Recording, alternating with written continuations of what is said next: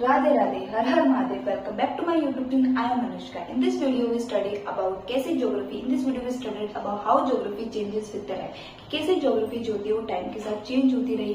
हमने इसी पिछली वीडियो के अंदर भी यही पढ़ा था कि कैसे geography जो होती है वो टाइम के साथ human geography thought the corridor of time, कैसे टाइम के साथ जैसे जैसे टाइम बीतता गया with the passage of time how the geography जो होती है वो how the geography change, specially in the context of human के कंटेक्स्ट में कैसे geography जो होती है वो टाइम के साथ चेंज होती गई। इससे रिलेटेड हम 4 अप्रोच जो थी वो पढ़ चुके हैं। मैंने आपको बताया था कि जो 2 अप्रोच रह जाएगी वो हम इस वीडियो में पढ़ेंगे।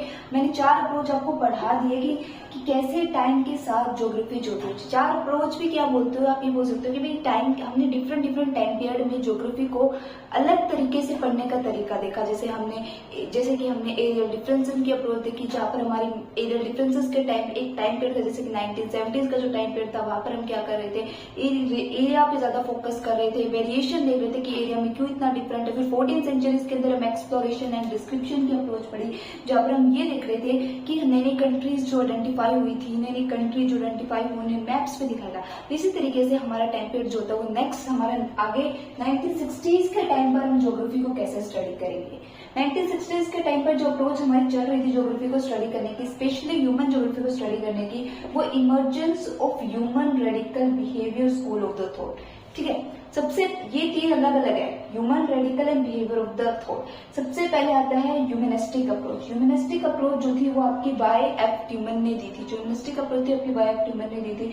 इन ह्यूमनिस्टिक अप्रोच है वहां पर आप क्या स्टडी करते हो, ह्यूमन अवेयरनेस के बारे में स्टडी करते हो, मैन एनवायरमेंट के रिलेशनशिप के बारे में स्टडी करते हो, वेरिएशन के बारे में स्टडी करते हो, क्रिएटिविटी के बारे में स्टडी करते हो। कि भाई 1960s के टाइम पर जो ह्यूमनिस्टिक अप्रोच थी जो हमारे स्कॉलर्स ने दी, वहां पर हमने क्या स्टडी करा, वहां पर हमने स्टडी करा ह्यूमन अवेयरनेस के बारे में, मैन और एनवायरमेंट की जो रिलेशन थी, ह्यूमंस के अंदर कितनी अवेयरनेस है ज्योग्राफी को लेके, ह्यूमन कितनी अपनी लाइफ में अवेयर है एनवायरमेंट को लेके। मैन और एनवायरमेंट का रिलेशन देखा कि कैसे एनवायरमेंट मैन को इफेक्ट करता है, कैसे मैन एनवायरमेंट को इफेक्ट करता है। ह्यूमन की क्रिएटिविटी स्किल्स देखी कि कैसे ह्यूमंस ने नई नई चीजें बनानी स्टार्ट कर दिया। 1970s के टाइम पर बहुत सारी कंट्रीज ने तो न्यूक्लियर बम्स का एक्सप्लोजन स्टार्ट कर दिया, तो न्यूक्लियर बम बनाने स्टार्ट कर दिए थे। आप कह सकते हो जो न्यूक्लियर बम वो बना के स्टार्ट करके मतलब उनका टेस्टिंग जो होती है क्रिएटिविटी ही दिखाती ना, ये क्रिएटिविटी स्किल्स दिखाते हैं ह्यूमंस के अंदर कि भाई उस टाइम पर ह्यूमंस की क्रिएटिविटी स्किल्स की वो कैसी कैसी नई नई चीजें बना सकते हैं। ये चीजों के बारे में ज्यादा स्टडी हो रहा था। ये स्टडी हो रहा था ह्यूमंस के अंदर अवेयरनेस कितनी है, एनवायरमेंट को लेकर कितनी अवेयरनेस है, ज्योग्राफी को लेकर कितनी अवेयरनेस है, मैन और एनवायरमेंट का रिलेशनशिप कैसे मैन एनवायरमेंट को इफेक्ट करता है, कैसे एनवायरमेंट मैन को इफेक्ट करता है। ठीक है, फिर थी ये जो अप्रोच है ना हमारी, हमने 4 अप्रोच पढ़ी थी इससे पिछली बड़ी वीडियो में। अगर आपने वो नहीं देखी तो एक बार पहले वो जरूर देखिए ना, फिर इस वीडियो पर जिसमें मैंने आपको 4 अप्रोच पहले ही पढ़ा दिया है कैसे ज्योग्राफी को हम टाइम के साथ स्टडी करेंगे। उससे रिलेटेड मैंने 4 अप्रोच यानी कि जो टाइम पीरियड के, ये बिल्कुल टाइम सीरीज के अकॉर्डिंग चल रही है। पहले 14th सेंचुरी, फिर 14th सेंचुरीज के बाद टाइम 14th सेंचुरीज के अकॉर्डिंगली जो हमारा टाइम चल रहा था। ठीक है, टाइम के अकॉर्डिंग ये चल रहा है। अब हम 1960s से आगे, इससे पहले मैंने 50s का भी पढ़ाया। ठीक है, तो ये जो हमारे ना 5th अप्रोच, इस 5th अप्रोच के सब पार्ट है। 5th अप्रोच के अंदर हम ये 3 अप्रोच अलग अलग पढ़ेंगे। ठीक है, ह्यूमनिस्टिक अप्रोच, रेडिकल अप्रोच क्या थी, रेडिकल अप्रोच हमारे कार्ल मार्क्स ने दी थी। कार्ल मार्क्स एक पॉलिटिशियन, कार्ल मार्क्स एक आप कह सकते हो पॉलिटिकल साइंस में आपने जरूर क्लास 11th में कहीं ना कहीं कार्ल मार्क्स के बारे में सुना होगा। इवन इकोनॉमिक्स की काफी सारी थ्योरीज के अंदर आपने कार्ल मार्क्स के बारे में सुना होगा। तो ये थोड़े से पॉलिटिकल चीजों में ज्यादा इन्वॉल्व है, यानी कि इनके पॉलिटिकल पॉइंट ऑफ व्यू ज्यादा है कार्ल मार्क्स के। अब इनके स्टडी में भी देख सकते हो, मैंने स्टडी करी थी inequality, inequal distribution of wealth. मैंने स्टडी करी थी लोगों की इनइक्वालिटीज के बीच में, ह्यूमंस के बीच में इनइक्वालिटी क्यों है, क्यों कुछ ह्यूमंस को इतना हाई लेवल पर ट्रीट करा जाता है और कुछ ह्यूमंस को इतने लो लेवल पर ट्रीट करा जाता है। Why there is a discrimination between the human on the basis of their caste, gender, religion. ठीक है, अनइक्वल डिस्ट्रीब्यूशन ऑफ वेल्थ कि 90% से भी ज्यादा पॉपुलेशन किसी भी कंट्री की उसके पास वेल्थ नहीं है, बिल्कुल भी पैसा नहीं है, वो पुअर है, वो लो लिविंग स्टैंडर्ड जी रहे हैं। और 10% पॉपुलेशन ऐसी दिख जाएगी आपको किसी भी कंट्री की जो एक हाई लिविंग स्टैंडर्ड जी रही है, जहां पर आप कह सकते हो जिनके पास पैसा बहुत है, दे आर वेरी वेल्दी, उनके पास बहुत पैसा, मतलब वो इकोनॉमिकली बाकी पीपल से काफी स्ट्रॉन्ग है। तो ऐसा क्यों है, अनइक्वल डिस्ट्रीब्यूशन ऑफ वेल्थ, यानी कि सेम कंट्री में रहने के बाद, सेम सेम रिसोर्सेज मिलने के बाद, हर चीज सेम मिलने के बाद, फिर भी इकोनॉमी में इतना डिफरेंस क्यों कि एक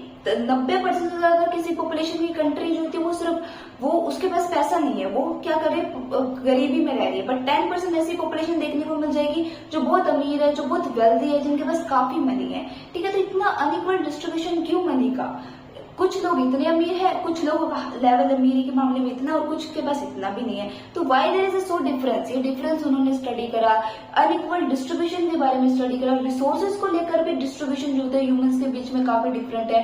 कुछ ह्यूमंस को ज्यादा रिसोर्सेज मिल रहे हैं, कुछ ह्यूमंस को कम रिसोर्सेज मिल रहे हैं। तो जो डिफरेंसेस थी ह्यूमन के बीच में, चाहे फिर उनकी इनइक्वालिटी को लेके हो, एजुकेशन को लेके हो, रिसोर्सेज को लेके हो, वेल्थ को लेके, ये सारी चीज जो थी वो कार्ल मार्क्स ने स्टडी करी थी। यहाँ पर भी देखो ह्यूमन से ही रिलेटेड स्टडी हो रही है, क्योंकि हमने देखा कि ज्योग्राफी टाइम के साथ चेंज हुई, बट किसके कंटेस्ट में? ह्यूमन के कंटेस्ट में, कि ह्यूमन ज्योग्राफी कैसे टाइम के साथ हुई। और ह्यूमन ज्योग्राफी में जो हमारा मेन आइडिया रहेगा उसमें हम ह्यूमंस के बारे में ज्यादा स्टडी करेंगे।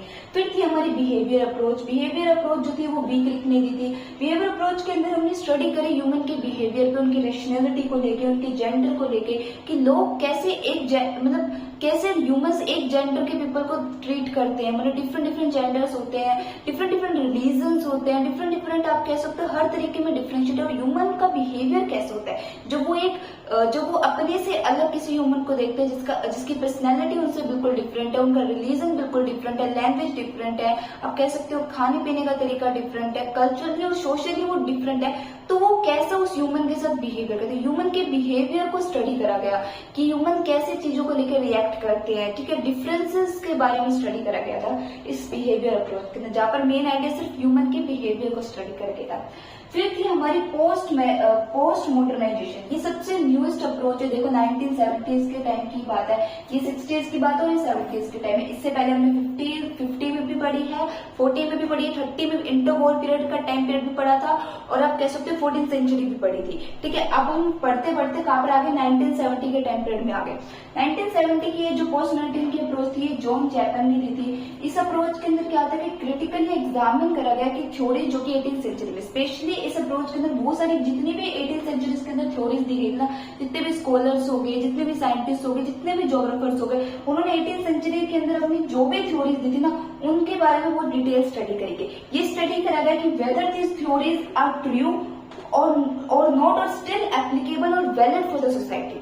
यानी कि जॉन चैपमैन जो ज्योग्राफर थे, उन्होंने क्या करा, जितनी भी 18th सेंचुरी में थ्योरीज दी गई, वटेवर जितनी भी थ्योरीज हमारे स्कॉलर्स चाहे वो साइंटिस्ट के द्वारा जिन्होंने भी 18th सेंचुरी में थ्योरीज दी, वही उन्होंने चेक करी कि थ्योरीज आज भी वैलिड है या नहीं है, एप्लीकेबल है या नहीं, या फिर जो थ्योरीज अपना दावा कर रही है कि अपना जो भी पॉइंट ऑफ व्यू थ्योरीज के अंदर वो वैलिड है भी या नहीं, आप कह सकते हो ट्रू है भी या नहीं। तो क्रिटिकल एनालाइज करके whether the theories are true और नॉट, कि ये थ्योरी सही है भी या नहीं, एप्लीकेबल है भी नहीं अभी जो सोसाइटी चल रही है उसके लिए। तो पोस्ट मॉडर्नाइजेशन की जो अप्रोच थी इसके अंदर हमने स्टडी करा।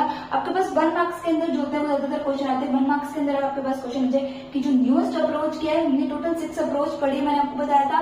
पहली अप्रोच पढ़ी थी हमने एक्सप्लोरेशन एंड डिस्क्रिप्शन की, फिर हमने रीजनल एनालाइजेशन पढ़ी, फिर हमने एरियल डिफरेंसेस पढ़ा, फिर हमने स्पेशल ऑर्गेनाइजेशन पढ़ा, और 5th अप्रोच थी हमारी emergence of human radical and social school of thought, और फिर हमने पढ़ा पोस्ट मॉडर्नाइजेशन। सबसे न्यूएस्ट अप्रोच हमारी पोस्ट मॉडर्नाइजेशन है, बिल्कुल कॉमन सेंस की बात है। 1970s के टाइम में सबसे न्यू अप्रोच है, अगर 18th सेंचुरी में स्टडी करी जा रही है तो सबसे नई अप्रोच है। फिर आपकी सबसे ओल्डेस्ट अप्रोच अगर आपसे 1 मार्क्स में पूछ ले कि ह्यूमन ज्योग्राफी को स्टडी करने की सबसे ओल्डेस्ट अप्रोच कौन सी थी, फिर थी वो हमारी एक्सप्लोरेशन एंड डिस्क्रिप्शन, जिसके अंदर हमने क्या करा, नई नई कंट्रीज को आइडेंटिफाई करा, उनको मैप पे दिखाया था। फिर अगर आपसे इंपॉर्टेंट अप्रोच पढ़ लें, इन सारी ही अप्रोच में जो सबसे इंपॉर्टेंट अप्रोच है वो है आपकी स्पेशल ऑर्गेनाइजेशन, जहां पर हमने अलग अलग एरियाज को स्टडी करा, उनकी वेरिएशन को स्टडी करा, ये स्टडी करा कि कैसे एक एरिया दूसरे एरिया से डिफरेंट है। हमने ह्यूमन ज्योग्राफी को फिजिक्स के लॉ के साथ स्टडी करा। आप कह सकते हो कि जो फिजिक्स के लॉ था, जैसे कि जो कोरिलेस फोर्स होगी, मैंने आपको पिछले वीडियो में एग्जांपल दिया था कि जो कोरिलेस फोर्स है वो जो साइंस की एक फोर्स है, उसको हमने ज्योग्राफी को लेके कैसे स्टडी करा, आप कह सकते हो। यानी कि हम इस अप्रोच में कह सकते हैं कि फिजिक्स के इस्तेमाल करके हमने ज्योग्राफी को स्टडी करा। फिजिक्स की बहुत सारी चीजें हमने यूज करी ज्योग्राफी को डिटेल स्टडी करने के लिए, स्पेशली ह्यूमन ज्योग्राफी को स्टडी करने के लिए। तो ये है इस वीडियो में हमारा ये पूरा चैप्टर, मेरी क्लास 12 का फर्स्ट चैप्टर आपका human geography nature and scope complete होता है। And these are the my notes, I got 93 marks in the geography by using these notes. ये मेरे नोट्स है जिससे मैंने 93 मार्क्स दिए गए थे ज्योग्राफी में।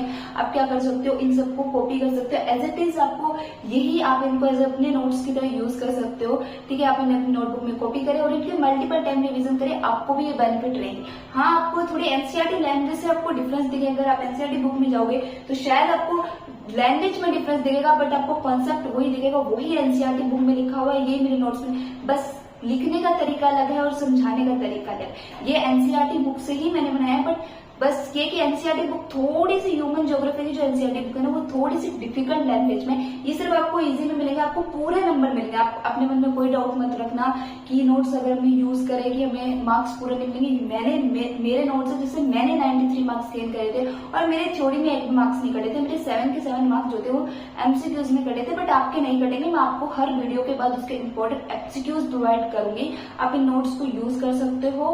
और अगर आपको ये वीडियो अच्छी लगी तो प्लीज मेरे चैनल को सब्सक्राइब करना, लाइक करना, शेयर करना। Thank you.